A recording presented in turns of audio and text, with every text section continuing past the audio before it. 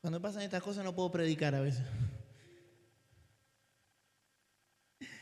Muy bien, vamos a ir a la palabra directamente. Libro de Lucas, capítulo 17, versículo 11.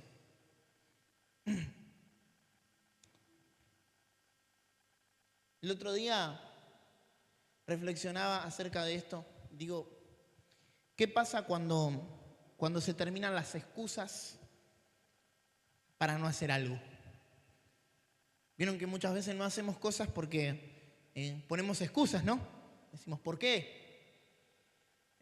No, pero no puedo por esto, por el otro, y no puedo ir. Y de repente alguien te dice, te llevo, pero no tengo con quién dejar los chicos. Bueno, tráelos, pueden venir los chicos. No, pero se portan mal. No, pero hay lugar donde los van a cuidar. Y te van eliminando las excusas, ¿no? Y siempre digo que cuando nos eliminan las excusas, aparecen las verdaderas motivaciones. Ahí nos damos cuenta por qué hacemos lo que hacemos.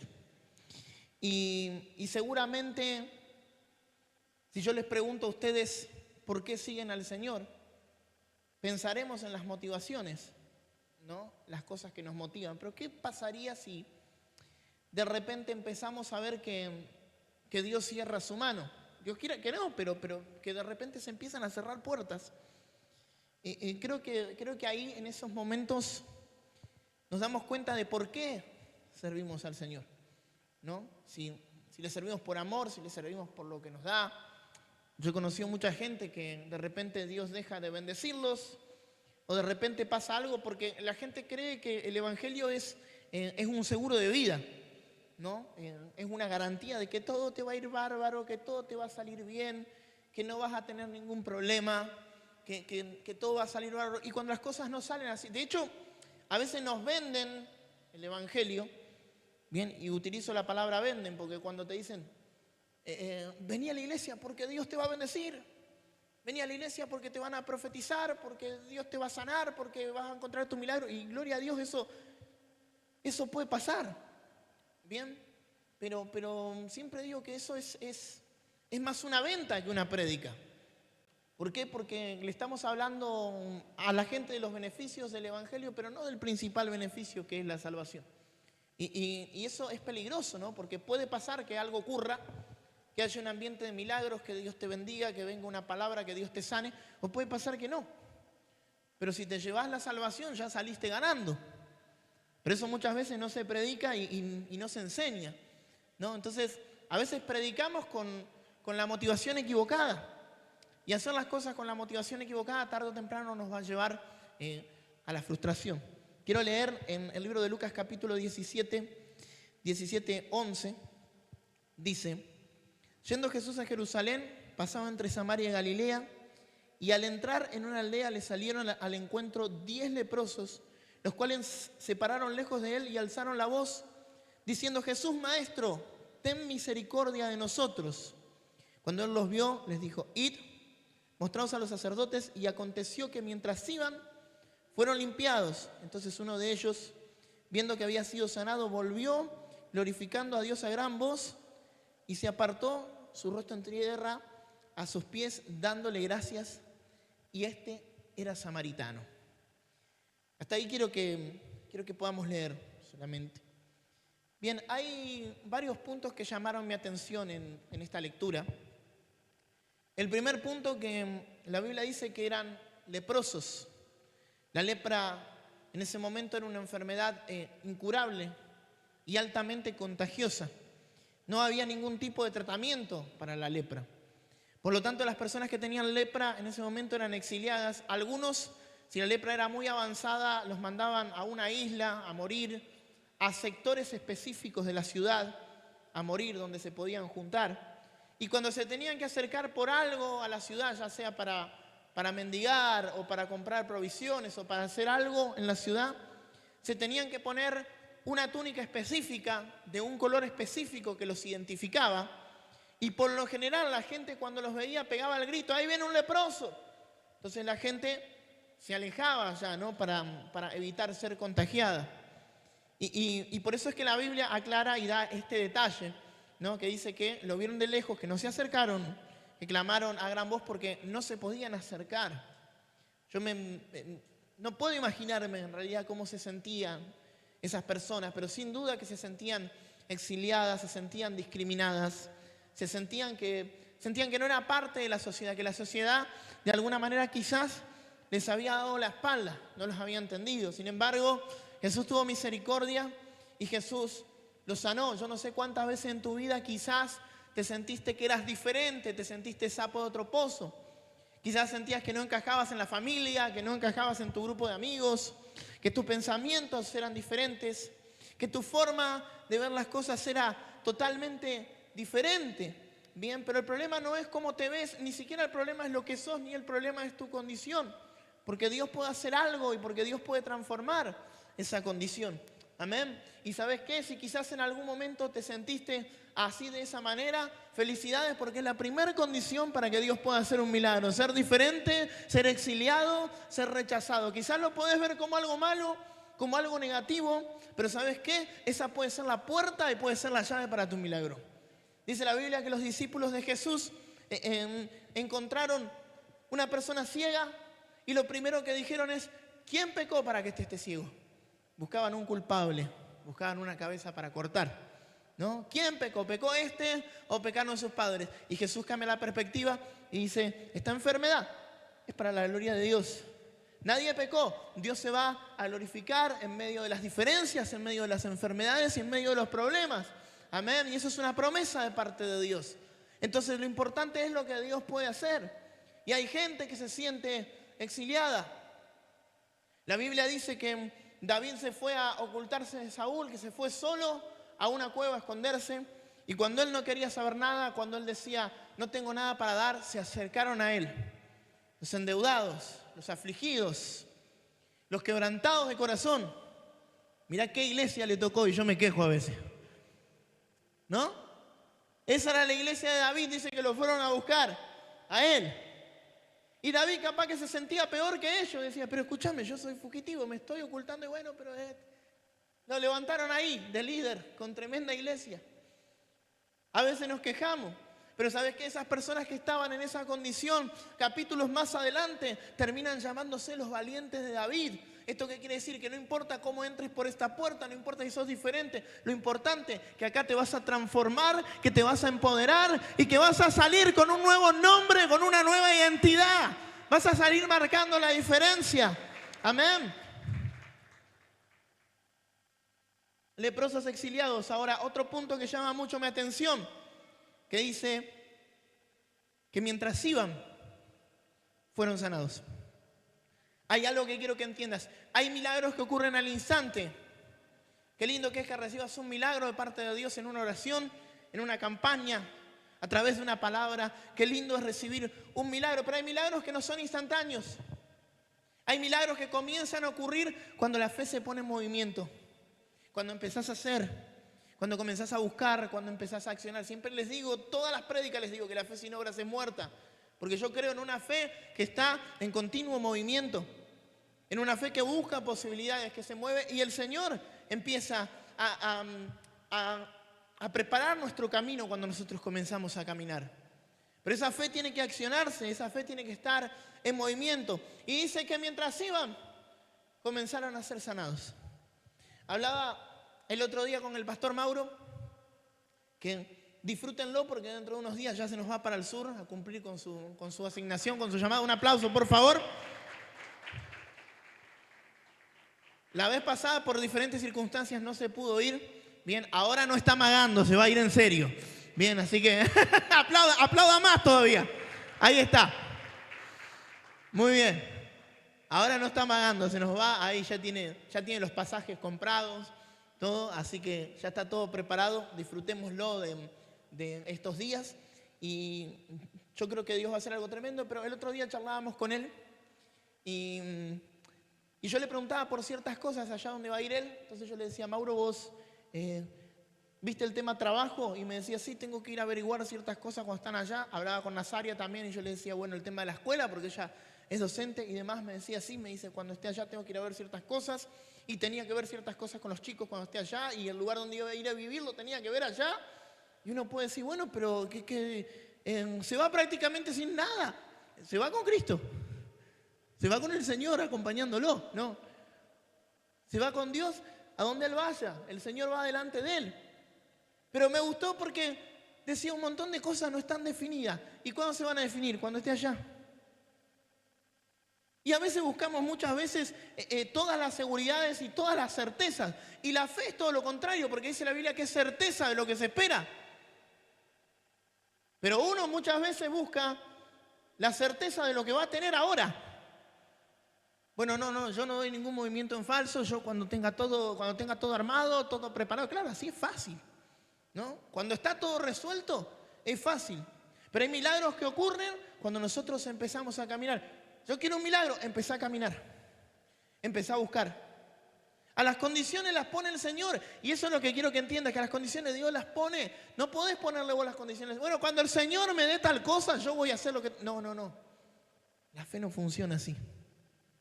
La fe no funciona así. Yo no le puedo decir a Dios cómo tiene que obrar. Mirá, si nosotros vemos los milagros de Jesús, casi ningún milagro de Jesús fue igual al otro. Fueron todos diferentes. A uno Jesús lo sanó con la palabra. A otro lo sana tocándolo.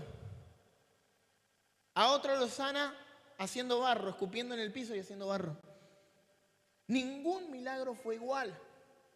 Muchos milagros esperaron primero de una acción en lo natural. ¿Sabes? Porque la acción en lo natural muchas veces significa que yo creo. Significa que yo estoy haciendo algo y que he recibido la palabra y que he puesto la palabra por obra. En milagros que ocurren en el momento que nosotros empezamos a caminar. Empezaron a caminar y comenzaron a ser sanos. Y acá hay un detalle que esto es lo que más quizás tocó mi corazón. No, dice que solamente 1. 10 fueron sanos. 1 volvió y agradeció. Ese era el que realmente quería servir al Señor. Mira, te sorprendería cuánta gente en estos más de 10 años que llevamos como ministerio, más de una década predicando en la ciudad, cuánta gente pasó por esta iglesia. Deberíamos tener una iglesia multitudinaria. Bien, ¿y por qué no se quedaron? ¿Cuánta gente Dios bendijo en esta iglesia? No tenés idea. De hecho, las personas que Dios más bendijo en esta iglesia, ya sea en lo familiar, en lo emocional, financieramente, quizás hoy muchos de ellos no están. ¿Y por qué? Porque vinieron a buscar solo eso. Porque se quedaron solamente con un milagro. ¿Cuánta gente viene a la iglesia solo por lo que Dios le puede dar? Yo titulé este mensaje Rostro o Mano. ¿Y qué significa esto? Hay gente que busca a Dios por su rostro, por la esencia, por lo que Dios es. Y hay gente que busca a Dios solo por su mano, por lo que Dios le puede dar. Una persona me dice un día, Dios no existe. Y me extraña porque fue a la iglesia toda su vida. Y le pregunté por qué. Y le digo, ¿y por qué crees que Dios no existe? ¿Cómo llegaste a esa conclusión? Y porque me quedé sin trabajo. Le digo, ¿tanto reducís a Dios? Que solamente definís si Dios existe o no, por si podés tener un trabajo o no podés tener un trabajo. Dios es mucho más que eso. Es más, hay gente que yo sé que viene a la iglesia solo cuando necesita algo. Hace unos años teníamos un hermano que cada vez que se quedaba sin trabajo, no le gustaba mucho trabajar igual, cambiaba cada rato de trabajo. Yo le decía conejo negro porque ni los magos lo hacían laburar. Y yo sabía que cuando volvía a la iglesia era porque se quedó sin trabajo. Y la gente se ponía contenta y decía, ¡ay, pastor, qué lindo, fulanito vino! Sí, hasta que consiga trabajo. Viene porque no tiene trabajo. Pero cuando Dios lo bendice, Dios le da el trabajo, se va. ¿Bien? Era como venía a tirar el currículum en la iglesia. Y pues venía, conseguía trabajo y después desaparecía. Bien, y después cuando estaba en la lona de vuelta, volvía al Señor. Hay gente que busca a Dios solamente por su mano. Hay una canción, un corito muy, muy viejo, que dice, alabar a Dios cuando en la vida todo va bien, qué lindo es alabar a Dios cuando en la vida no hay problemas, ¿no? Porque es lindo dar gloria a Dios cuando no nos falta nada. Cuando tenemos todo, cuando está todo bárbaro. Pero tu adoración es condicionada en los momentos de crisis, en los momentos difíciles. Yo hay algo que siempre les digo y es que nada condicione tu adoración. Yo a veces hablo con los músicos, con los salmistas, con los salmones. Y muchos de ellos me dicen a veces, pastor, hoy no quiero cantar porque estoy mal, porque tuve un problema. Y es cuando más tenés que cantar. Y es cuando más tenés que dar gloria a Dios. Porque esa es la adoración que Dios recibe. ¿Vos sabés cuándo Abraham tuvo que ir a adorar a Dios?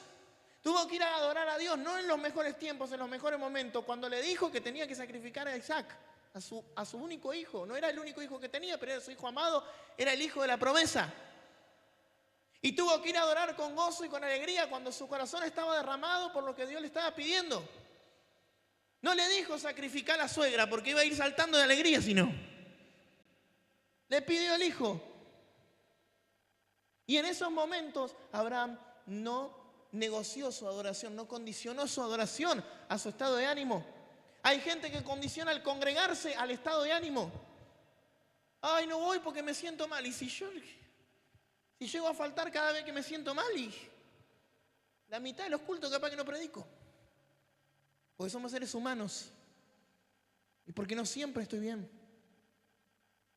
Y porque a veces no puedo disimular. Y a veces me agarra ahí el pastor Fabián y Maxi y me dice, ¿puedo orar por vos? Me vieron la cara, se me notó, digo. Ya saben que me pasó algo. Pero tengo que venir igual, no puedo condicionar mi adoración, no puedo condicionar lo que siento. Dice que volvió y que agradeció. Y Jesús se sorprendió, no lo leímos acá, pero más adelante, un versículo más adelante Jesús dice, ¿dónde están los otros 9? Fueron 9 los que fueron limpios. Uno solo volvió. Uno solo vino a adorar. Uno solo vino a dar gracias. Uno solo reconoció que necesitaba de Dios, a pesar de que ya había recibido su milagro. Ese realmente era alguien que iba a tener una relación con Dios genuina. ¿Y sabes qué? Acá viene el detalle principal. Dice la Biblia que era samaritano. Y esto no es un detalle menor. Dice la Biblia que los judíos y los samaritanos no se llevaban bien. No se llevaban bien, no tenían buena relación. De hecho, bueno, el otro día estuvimos hablando un poco en el discipulado acerca de esto. Cuando la Biblia dice que el Hijo del Hombre no tenía dónde recostar su cabeza, porque no podía conseguir a dónde dormir ni nada, la gente muchas veces dice, Jesús era pobre, Jesús no tenía un peso para pagarse un hospedaje. Y en realidad no era así. En ese momento, en contexto, Jesús estaba en Samaria.